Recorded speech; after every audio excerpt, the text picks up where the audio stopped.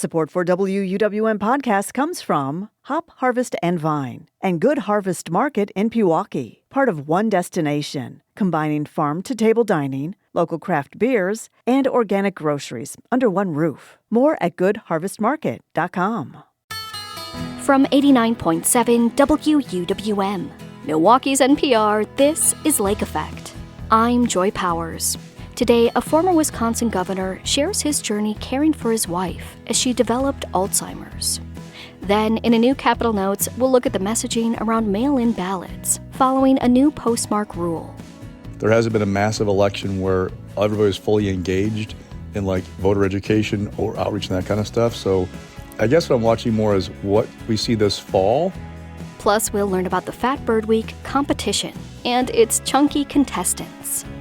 A fat bird is a healthy bird because it acts as a really great lightweight source of energy when they're migrating to and from their wintering grounds or their breeding sites here in Wisconsin. All of that is coming up on Lake Effect.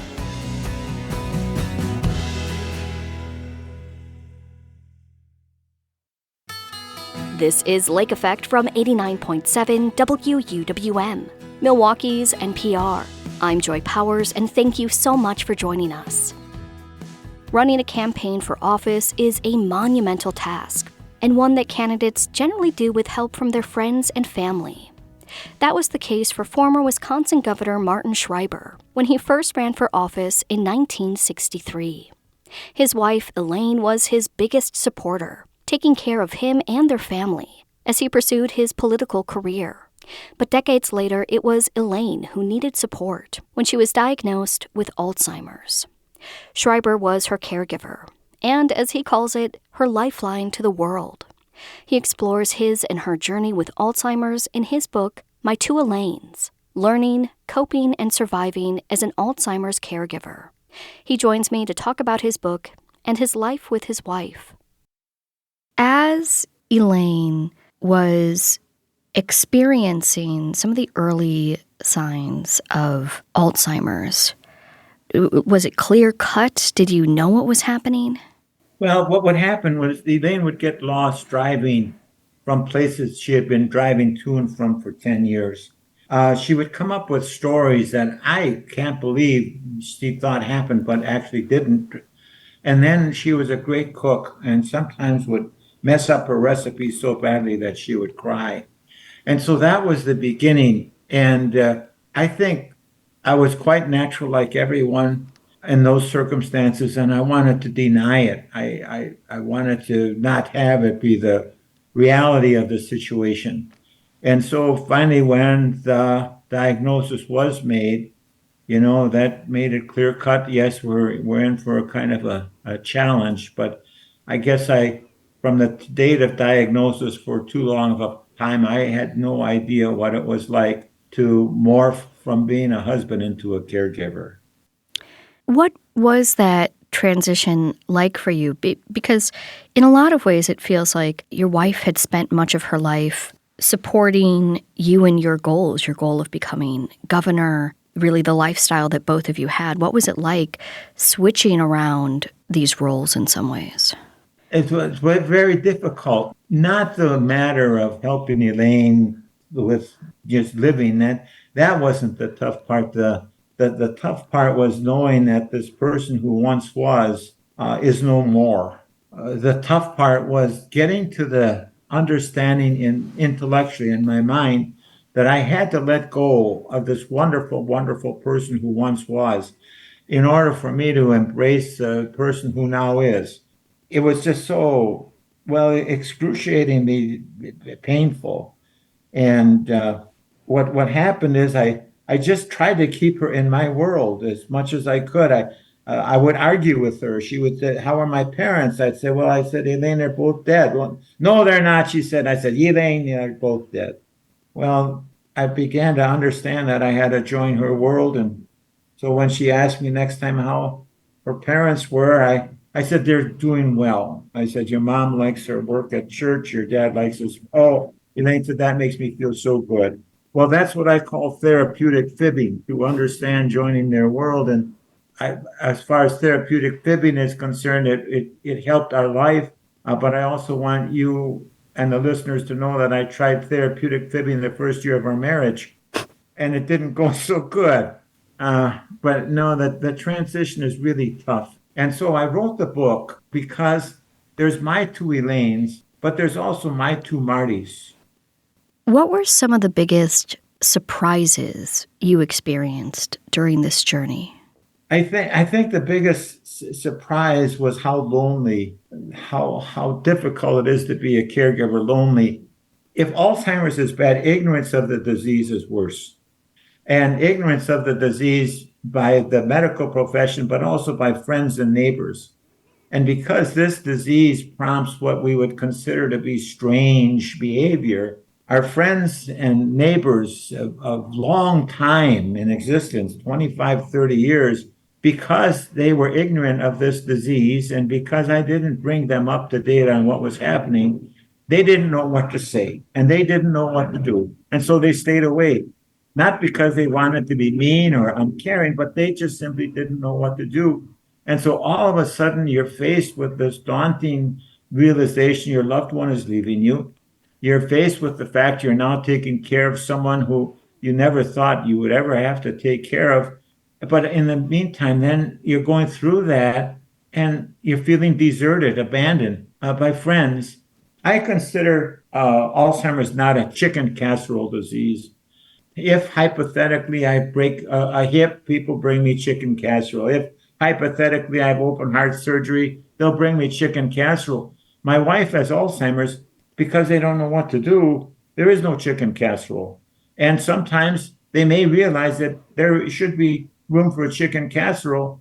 Well, a hip heals. Heart failure can be made better.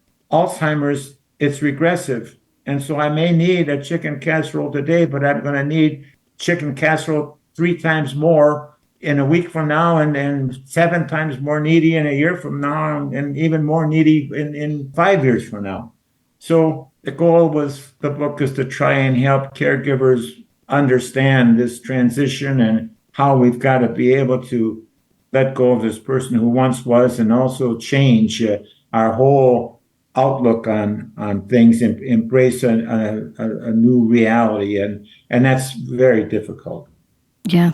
I mean, that's asking people to kind of upend often everything they think about themselves, their relationships, both with the person who has Alzheimer's and their community at large. One of the things that is really interesting about your book is you pull out a lot of different tips. So different things that you wish you knew as you were going through this process.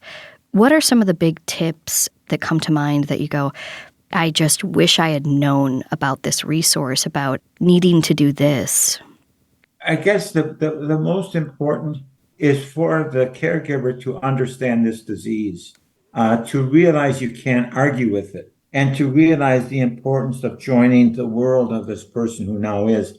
So when Elaine was diagnosed, among the things the doctor said was going for a walk, walking being the best exercise for the brain. So we would go for a walk. And of course, I'm Marty Schreiber. I'm not a caregiver. I'm morphing, but I'm still Marty Schreiber. So we go for a walk, and a walk is a half an hour. We get that walk in for a half an hour, and I did my job. Well, we'd be walking. Elaine said, well, look at that pretty flower. Elaine, let's keep on going. We got to get the walk. Or hear the bird. Elaine, we have to keep on going. What is so painful in retrospect is the fact that here she's losing her memory, and we could have had moments of joy, but I was still in my own world. I wasn't joining her world. So we missed out on the moments of joy of looking at a pretty flower, taking the time to hear a bird sing. And so if we can understand this disease, know we can't beat it, to understand this disease and know the importance of joining the world of this person who now is, that's what can really make the difference.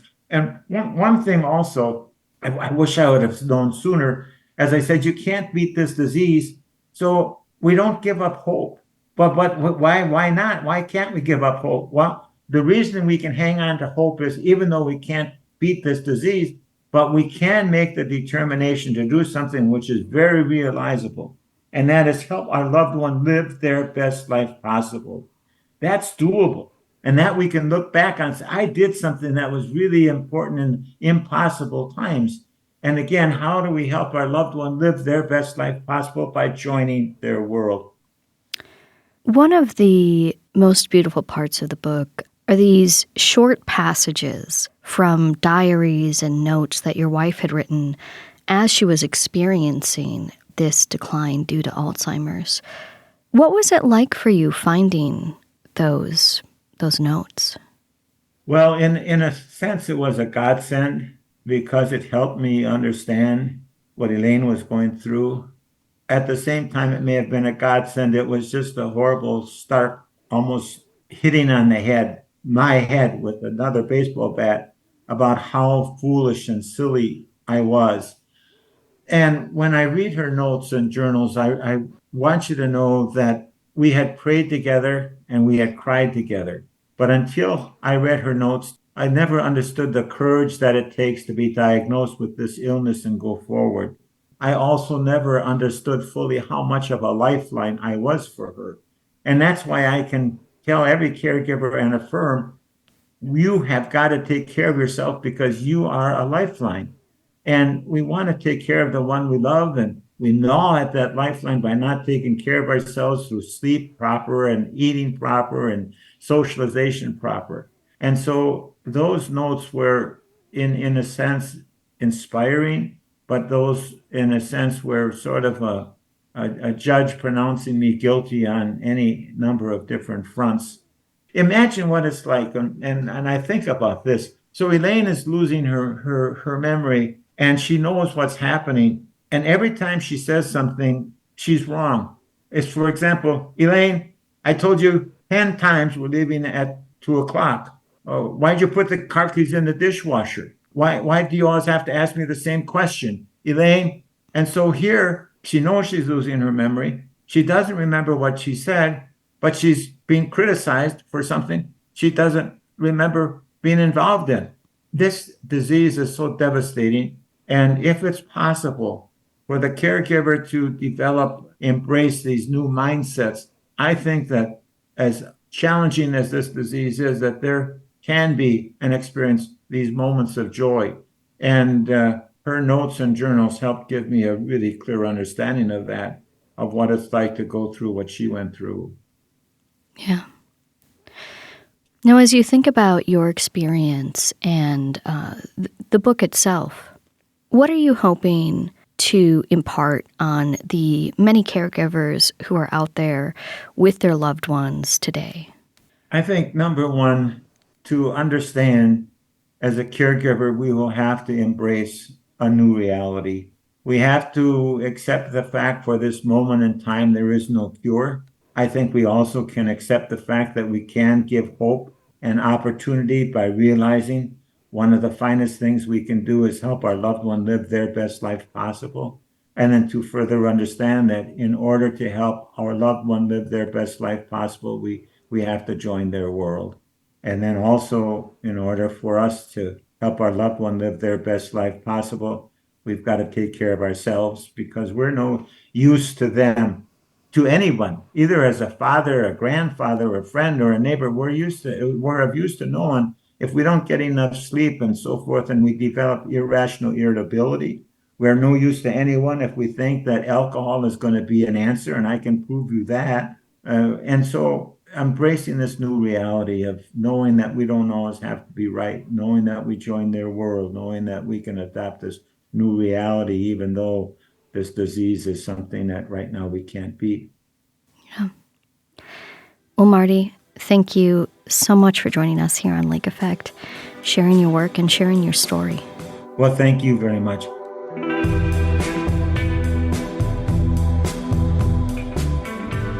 Martin Schreiber is a former governor of Wisconsin and the author of My Two Elaines, Learning, Coping, and Surviving as an Alzheimer's Caregiver.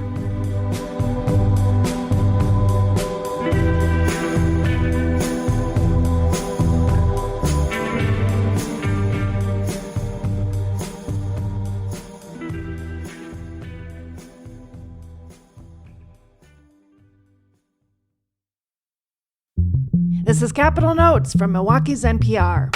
I'm Maayan Silver, speaking with J.R. Ross, editor of WisPolitics.com. Hi, J.R. Welcome to Capitol Notes. Thanks for having me.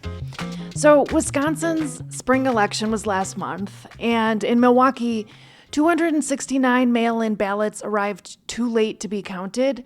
Under Wisconsin law, ballots have to be received by 8 p.m. on Election Day to be counted. These ballots arrived the day after the election. State election officials had warned voters about mail delays due to a new postmark rule, Postal Service staffing shortages, and other budget cuts. They have recommended returning ballots by mail no later than 10 days before an election. What do you see as the response to this? Well, a couple of things. One, it puts more onus on the voter to get things in earlier. Way back when, years and years ago, you could request a ballot and get it returned within like a week. It wasn't that big a deal. That's changed a great deal. So now you're seeing greater efforts or emphasis on early in-person voting, a little more secure in terms of your ballot into the clerk on time. And then two, just an education campaign to people of, hey, if you're going to mail it back, you better mail it back at least a week, if not a week and a half before the election, just be on the safe side. As of late 2025, the beginning of this year, the USPS postmark rule change means that mail is often postmarked when processed at a regional facility, not when it's actually dropped off by the mailer. How effective have governments and voter rights groups been about getting the word out about new rules and how to approach sending in ballots? I've seen a little bit of it. There hasn't been a huge election. No offense, the spring race that we just had in April, but there hasn't been a massive election where everybody's fully engaged in like voter education or outreach and that kind of stuff. So I guess what I'm watching more is what we see this fall, because we're going to see, 2.5 million votes cast. I'm just kind of guessing right now, but somewhere in that neck of the woods, how are they going to do? Like, what's the focus going to be for these groups trying to turn people out in terms of educating them on what they have to do to get their ballots back in time? And do you expect that messaging to step up in the coming months? Probably. It depends on how these groups feel like voters are picking up on things if you're getting it. Obviously, if ballots are arriving late, not everybody's getting the message just yet. And do you see that election integrity drumbeat becoming an issue in Wisconsin as we get closer to the November election? Have any politicians or groups on either side of the aisle been active on this issue? Oh, we had conversation in the Capitol all session long about Monday processing. That's with absentee ballot. That's where right now, you can't even open the ballot on an absentee vote until the morning election when the polls open. There's been an argument made that if you could just begin opening those ballots and processing, not counting them, but processing them, you could speed up the entire thing. So on election night, we're not getting returns from places like Milwaukee or Green Bay that have central count facilities for the absentee ballots at like 3 o'clock in the morning. People would feel more confident if they saw the results kind of come in before they go to bed.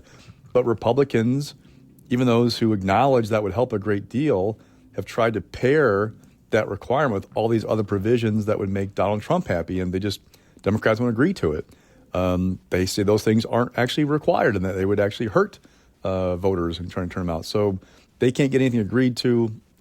So there's been a conversation, but no real progress on trying to do anything about the perceptions of Wisconsin's elections in the last 2 years. Also on that election discussion, Law Forward filed a new lawsuit last week in Dane County Circuit Court on behalf of 2 Madison voters. Their legally cast absentee ballots were counted on Election Day, and then they were ordered thrown out by the Wisconsin Elections Commission weeks later because the Madison clerk's office delivered the ballots to their polling places minutes after polls closed. And, ballots have to be counted on Election Day. They were 2 of 23 ballots. Anything is different we should know about this? So it's an interesting case because the ballots were returned in time. The clerk just didn't get into the polling place to be counted in time. So that is clear black letter law in Wisconsin that your absentee ballot has to be returned by 8 p.m. on election night. Okay, that is clear. What does that mean, though? So if your vote, and now, again, places like Milwaukee, Green Bay have a central count for absentee ballots. They all go to one place, They're all counted there. Madison sends its ballots, absentee ballots, out to the polling place where the voter would have cast the ballot anyway. If they show up in person, they're counted there. So if you have the ballot, and all 23 ballots were there the day before the election, all right, in the clerk's office. They didn't get them out to those polling places until these 23 until after 8 p.m. So what's the deadline, right? And this was total clerk error. The voters made no mistakes here returning their ballots. And that's kind of this interesting legal argument. Do you punish the voter for an administrative error? And this is pure clerk error in this case. It's going to be interesting how the courts deal with this or how they interpret it going forward. But it's not a great look for Madison too, when just in November they misplaced more than 190 absentee ballots. Right? Remember this whole thing where they just didn't track them properly and they weren't turned in on time. They weren't counted before the canvass was done. So they've got some administrative issues in Madison that they need to get figured out, and it's not a great look for them. This is Capital Notes. I'm Maayan Silver, speaking with J.R. Ross of WisPolitics.com. Okay, so moving on, members of the state GOP's governing committee were trying to organize a special meeting this week to discuss employment issues, likely regarding GOP state chair Brian Schimming. Republicans have been criticizing him over the party's fundraising, which has trailed Democrats. This was set to happen a few days before the state GOP convention this upcoming weekend, but it's been canceled. What's going on here? Look, there's a rift within the party administration. Brian Schimming has been chair now for a few years. The party, when Donald Trump is on the ballot, has done okay. When Donald Trump is not on the ballot, it's got challenges. I mean, that's just a reality of what's happening here for Republicans in Wisconsin, that Trump drives a train for them electorally. And when he's not on the ballot, they've struggled in elections. They've also struggled financially compared to the State Democratic Party. And Brian is the first paid chair in memory to lead the party. So if you're paid to raise money and you're not raising money, what do you do?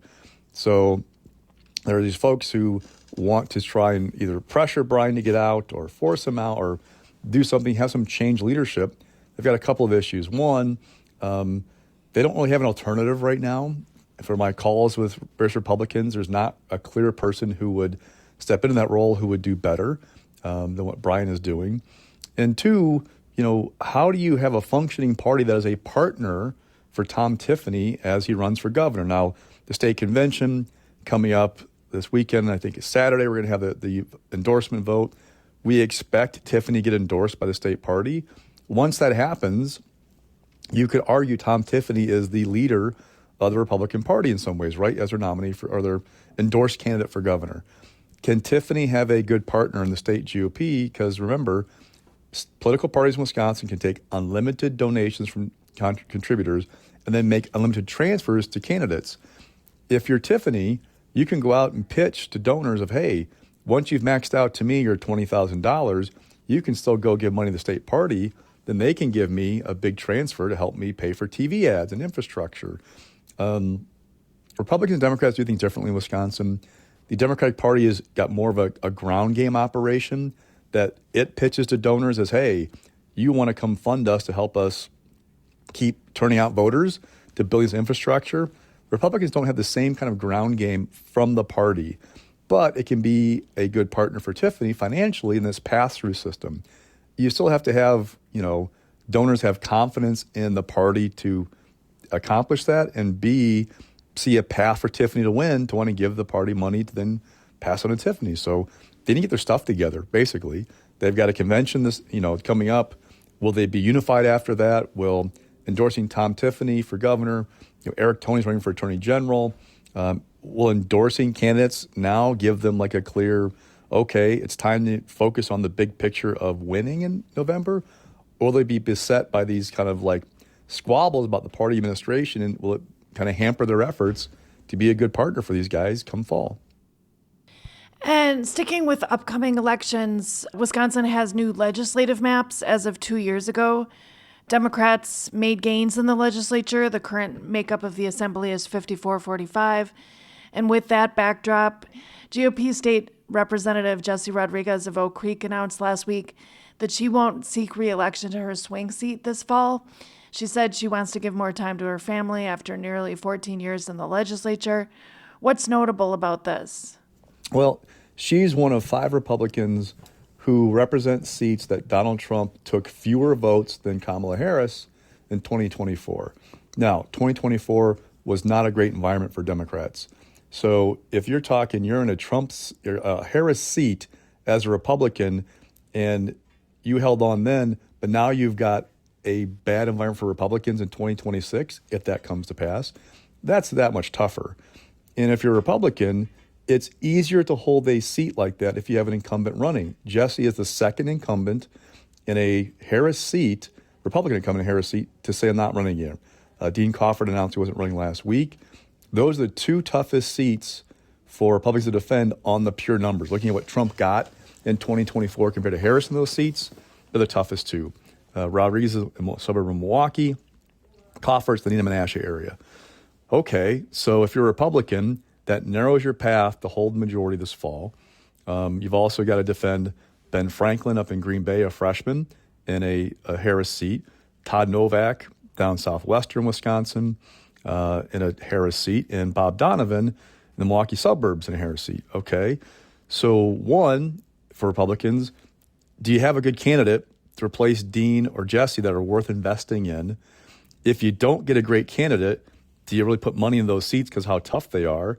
And if you don't contest those seats, Democrats say, hey, we're in good shape here. We can divert more money from what we're going to spend against Dean and Jesse to go after Bob and Todd and Ben, right? So it makes it tougher. That's just a reality for Republicans that they're facing a little bit of a headwind right now, actually a lot of a headwind right now.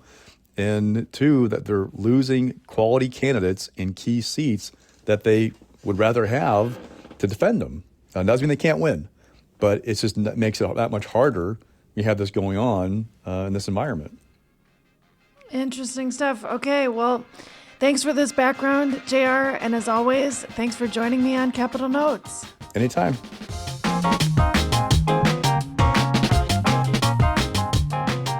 Just like Capital Notes, Lake Effect is available as a podcast, so you can listen when you like. Find it wherever you get your podcasts. Then subscribe, download, and listen on demand. Later in the show, we'll tell you about an LGBTQ group from Milwaukee who rubbed shoulders with the likes of David Bowie and Lou Reed in the 1970s. But first, you may have heard of Fat Bear Week. Well, here in Wisconsin, it's Fat Bird Week. We'll tell you all about it next on Lake Effect on 89.7 WUWM, Milwaukee's NPR.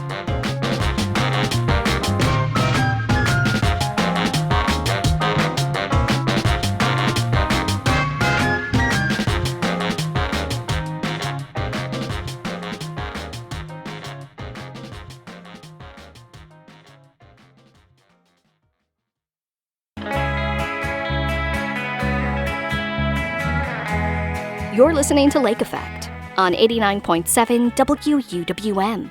I'm Joy Powers. Alaska has Fat Bear Week. Wisconsin has Fat Bird Week.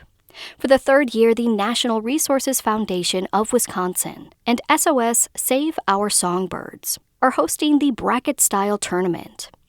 8 of the state's floofiest birds are going head-to-head as a fun way to share the importance of bird conservation. Voting is already underway and open to the public until this Friday, May 15th. To learn more, Lake Effect's Excret Nunez speaks with Emma Schatz, NPF's Digital Communications Coordinator. How did Fat Bird Week start? What inspired it? Yeah, so it was inspired by Fat Bear Week, if you're familiar. It's hosted by Katmai National Park in Alaska, where they have the public vote on the fattest bears who are prepping for hibernation. And so we got their blessing to take our own spin on it with the birds of Wisconsin. So it was definitely inspired, and the credit goes to Katmai National Park. And I know this week is meant to bring people joy, and it definitely will. But why does Fat Bird Week matter?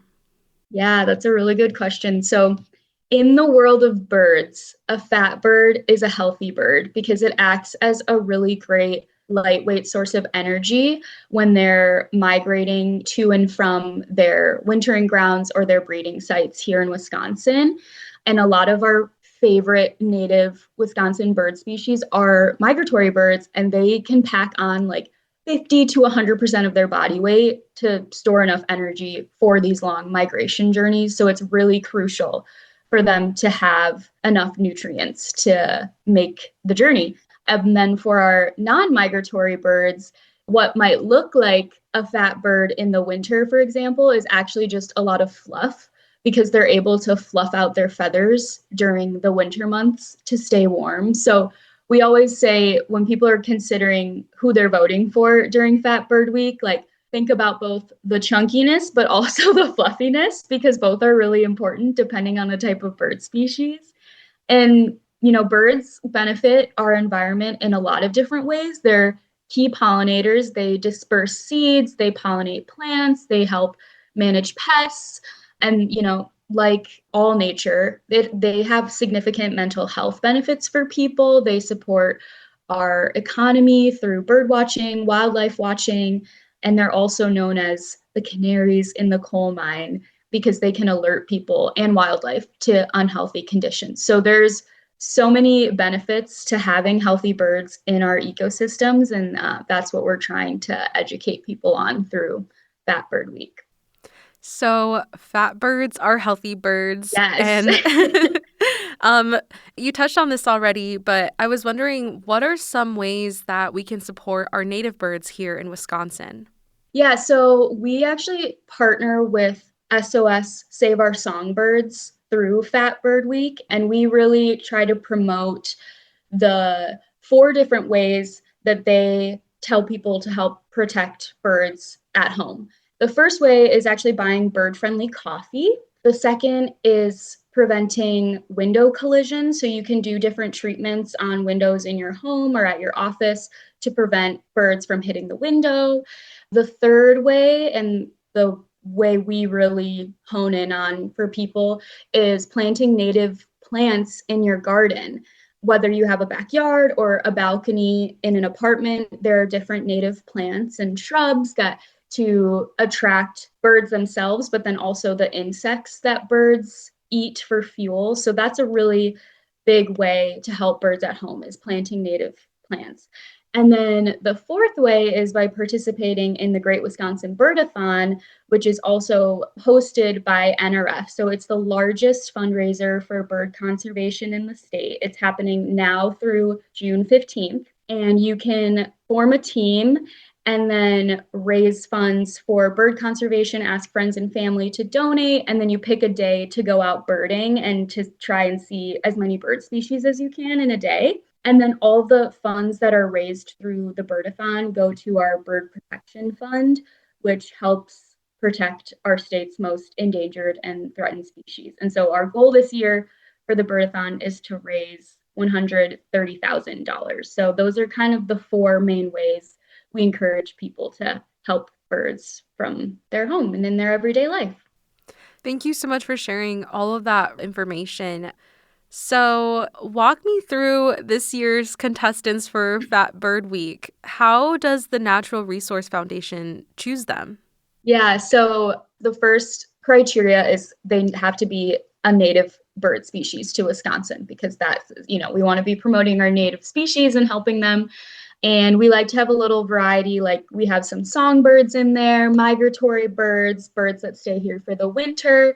And then, of course, we're picking the ones that look the fluffiest, the chunkiest. Maybe the photo was taken at a really good angle that makes them look extra round.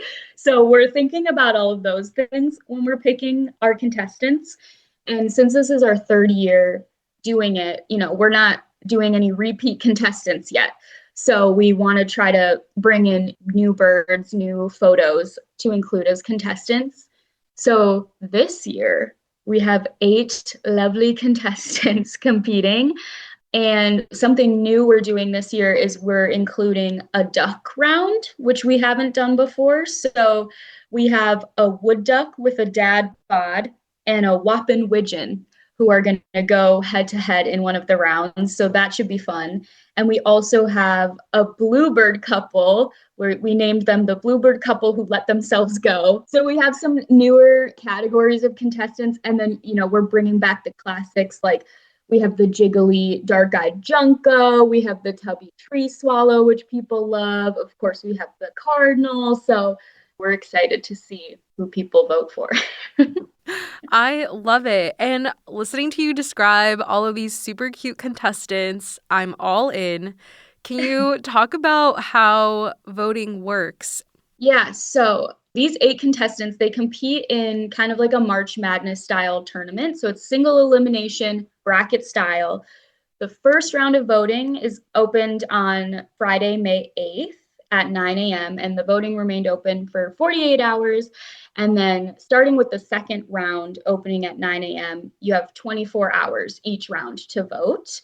And then our last round of voting is going to be on Friday, May 15th. So that'll be your last chance to vote. And then we'll announce the winner on Monday, May 18th. But in terms of strategy, I mean, you just get to vote once per day. You can vote at any time between 9 a.m. and 11:59 p.m. Voting is directly on our website, so wisconservation.org/fatbirdweek. You'll be able to see who has won the previous rounds as well. But I would just say go with your gut, whichever one you think looks the most round, or if you like the name the best, like it's up to you how you judge which one is your favorite. Okay, so before I let you go, I don't know if I'm allowed to ask you, but is there anyone you're voting for? I think my favorite is the wood duck with the dad bod. Oh my God, I was going to say the same one. I mean, I love wood ducks in general. I think they're beautiful. And I think what this guy has going for him is the reflection in the water, like amplifies how round he looks. And his face is like very serious. So I think I'm going to be voting for him all the way, but I don't know if he'll make it to the final round. I'm very curious. I think this year I have a suspicion that the rounds are going to be a lot closer in percentages. So I'm really curious to see who's going to win. Love to hear these predictions. Yeah, wood duck with a dad bod is giving Hippo from the Madagascar movie. Yeah. Definitely. So cute. Well, Emma, thank you so much for telling me all about Fat Bird Week. I'm really excited to vote. Yeah, of course. Thank you for having me.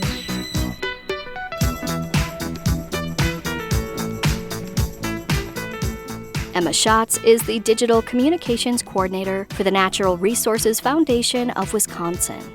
She spoke with Lake Effect's Excret Nunez. You have until this Friday, May 15th, to vote for your favorite round bird. You can find a link at wuwm.com. Still to come, we'll share the history of Les Petits Bonbons, a group of radical gay activists founded right here in Milwaukee. That's next on Lake Effect, on 89.7 WUWM, Milwaukee's NPR.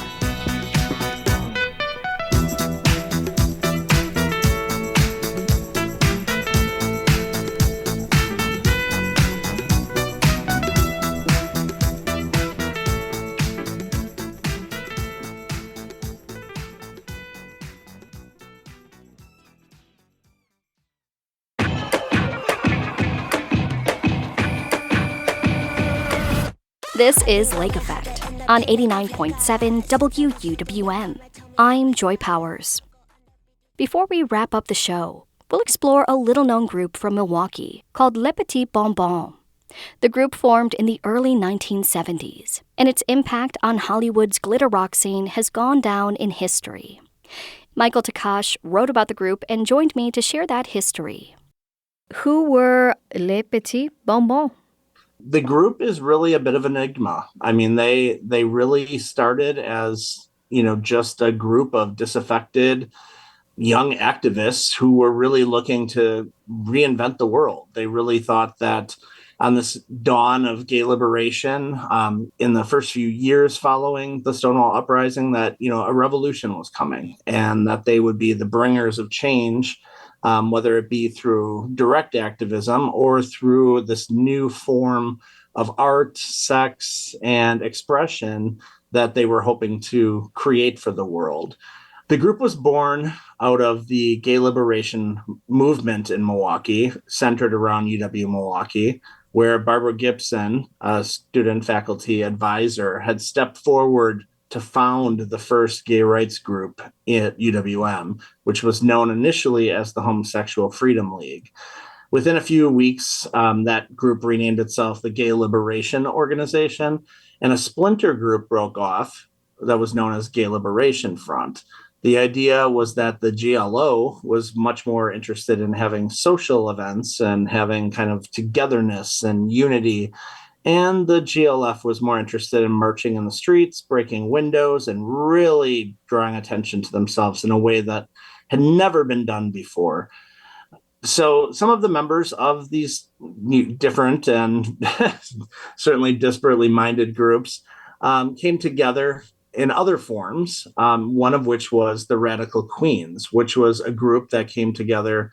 And this, again, was a very defiant, very unapologetic, very, I think we would today call them queer first activists who really sought to, again, challenge the status quo, really draw attention to the burgeoning gay rights movement, really make people think and question and even fear, because, in their words, gay people had been scared long enough. And now it was time for the rest of the world to be scared of gay people. The idea of Les Petits Bonbons was born as a stage show for these radical queens, who again were a derivative of those earlier gay liberation groups. Mm-hmm. Although the show was never produced, a photo shoot was. And this photo shoot by the legendary Milwaukee photographer, Francis Ford, really put the Bonbons on the map. It really made them look like they were someone, that they were famous, that they were celebrities. And at this point, they had not yet really done much of anything. Now, it seems like a lot of, at least the origins of this group, but also kind of what continued to be one of their most known assets was their look. What did this group really look like? So it's interesting because this early 70s window of time is a real intersection of the gay liberation movement and the glam rock movement. And the Bonbons kind of synthesized those two into a really confrontational look, some of whom incorporated what they called scare drag or gender fluid costumery, and others did no drag at all. So it was really quite of a spectrum, quite a diversity of people who looked very different, acted very different, and lived very differently, all within this same traveling circus effect. One famous member of this group was Chucky Betts, who was very into self-ornamentation. He really wanted to be seen by people, and he really wanted people to notice him. So some of his outfits were quite shocking. One time he entered a Halloween costume contest after dyeing himself green in a bathtub full of Rit dye and wearing high heels, platform wedges that had goldfish inside of them. He was famously seen on the front page of the Milwaukee Journal wearing ostrich feathers as eyelashes, kind of a 1920s classic Art Deco look, which resulted in him being photographed, identified, and put on the front page of the Milwaukee Journal.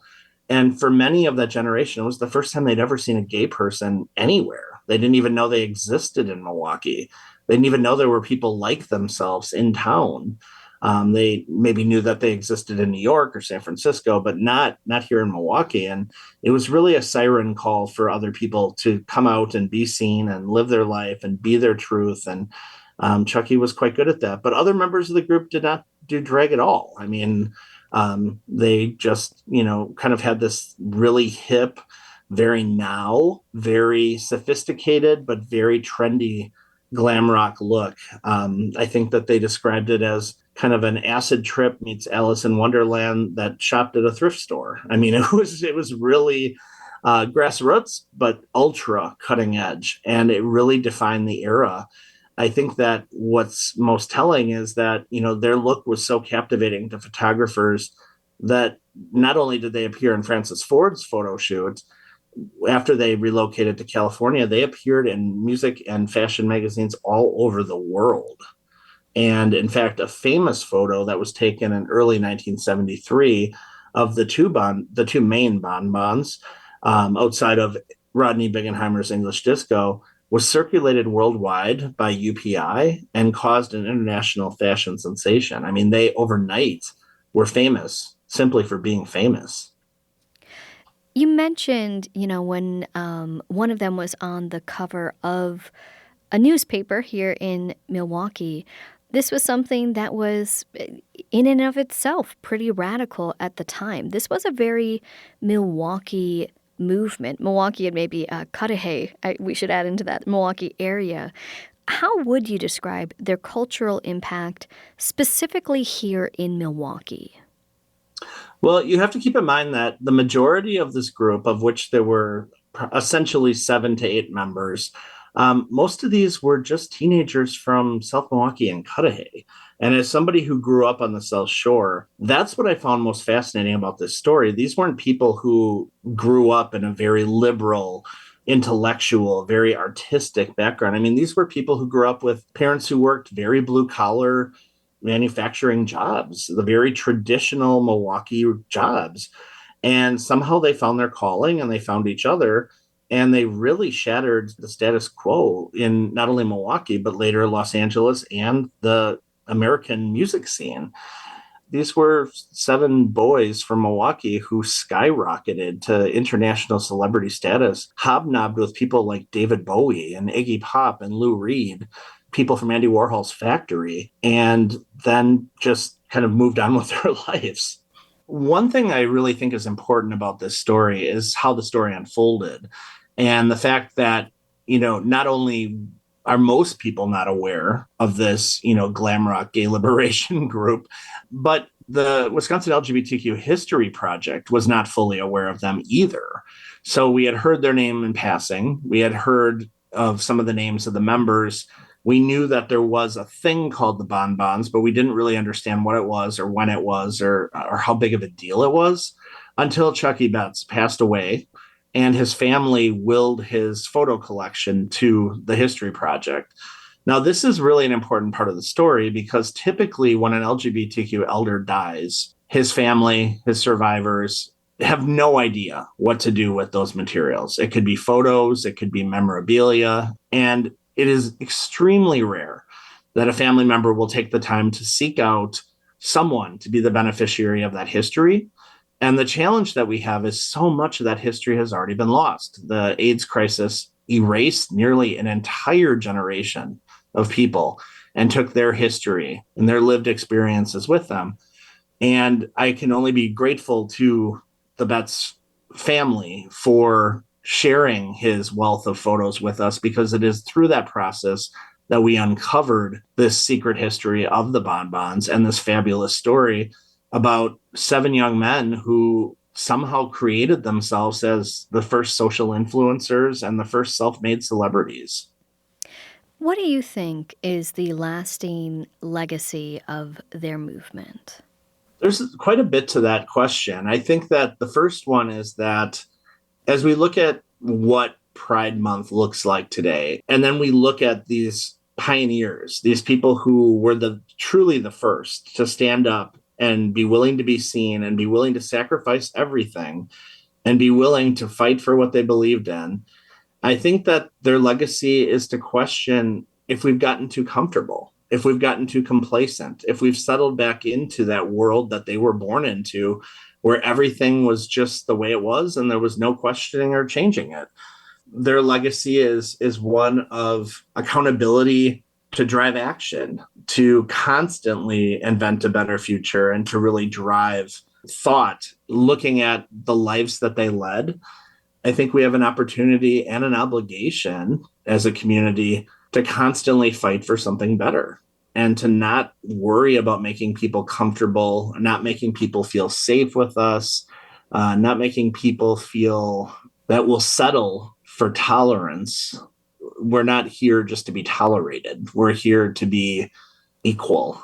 They didn't want to be pretty. They didn't want to be straight, and they didn't necessarily want to be accepted, but they did want to be seen. They wanted to be known, and they wanted people to know that they were not going to change to make people happy, safe, or comfortable with them. So they were here to disrupt society and to create a new society, and as a result.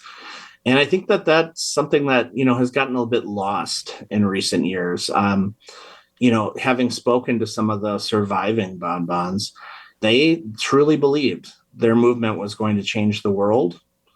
And, it's up to us to keep that change in motion.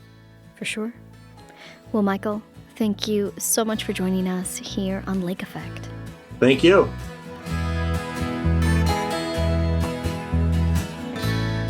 Michael Takash is a historian and chair of the Wisconsin LGBTQ History Project. We spoke about Les Petits Bonbons after he wrote about the group for Milwaukee Magazine in 2024. And that wraps up today's show. Thank you so much for being here with us. I'm Joy Powers. If you missed any of Lake Effect this week, you can find all of our conversations at WUWM.com. If you'd like to take the show on the go, you can download the Lake Effect podcast wherever you get your podcasts. Tomorrow on Lake Effect, we'll learn about the rescue of 1,500 beagles. They were bred for testing, but instead they're heading to shelters for adoption. Thanks so much for joining us right here on listener-supported 89.7 WUWM, Milwaukee's NPR.